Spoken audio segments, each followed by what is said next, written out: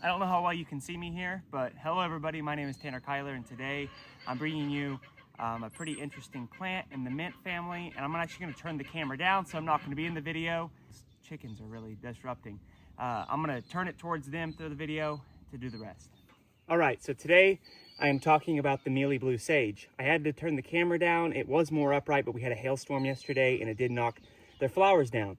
Now, I don't know if you can see here, but there are quite a few native bees already using this guy. It is in bloom right now. It has these lavender velvety flowers on it, and it has this mealy appearance. This is the Mealy Blue Sage. It's Salvia farinacea in the Lamiaceae family. The mint or sage family is what that's better known as, and it grows prolifically here in Oklahoma. Now, it says that it is zone 8 to 10, but we are in zone 7A, and it came back this year. So, it is known for its powdery white hairs on the stems, and you can see them if you look really closely or look underneath the macroscopic camera. You can see all these little white pigments in here that gives them this glaucish blue color, similar to the Colorado blue spruce or big blue stem, or little blue stem, also known for its glauca-coated stems. So that is a waxy and or powdery white hair look on them that makes them look like they've been misted with baby powder. Now, their flowers actually are very purple, and it's starting to bloom, and they bloom from here all the way up. This plant blooms from April all the way to October, November, depending on where you're from. And so it is a prolific bloomer.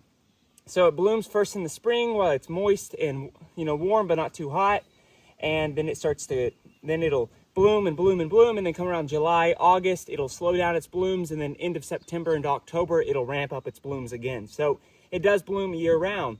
It attracts things like bumblebees, hummingbirds, or native solitary bees, plenty of butterflies. So a prolific plant that is good for a lot of pollinators. So it's great for pollinator gardens and xeriscape gardens, as it is very drought tolerant. It actually might not be doing so hot here because this is actually a pretty moist area it's growing in. And as you can see behind, there's a lot of other plants here that are definitely hogging up a lot of the sunlight. So it'd probably do better if it was out in a drier, warmer location. It has excellent blooms. It grows 3 feet by 3 feet. This one's only about a foot tall, maybe a foot and a half, by about 2 feet, maybe 3 feet now.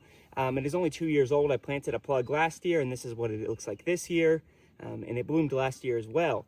So I'm hoping it'll take over this area right here and be able to outcompete some of these other native plants around it, because right now we're inside of one of my patches of native wildflowers growing out here.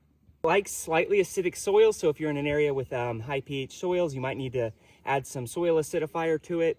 That'll be the one with the blue hydrangea on the bag. Normally, that's the brand I use, at least. I don't know what brand that is, but it is a soil acidifier. You sprinkle it around. You also need to use that around plants that are prone to getting iron chlorosis, like your loblolly pines and your American chestnuts, Chinese chestnuts. Overall, this is an excellent plant that is a good selection for your warm, sunny front lawns, especially down in Texas. Like I said, we're in zone 7A. It says it's only good to... Oh, there's a little solitary bee. Oh, he landed on my hand. On my wrist. He must have some sweat on there. Anyways, so definitely a cool one to check out. You can obviously tell a lot of pollinators using it. There are solitary bees, bumblebees, hummingbirds all over this thing. Hummingbirds aren't coming around because I'm right here right now, but I have seen the hummingbirds using them. But that's about it for today. I hope you enjoyed this video.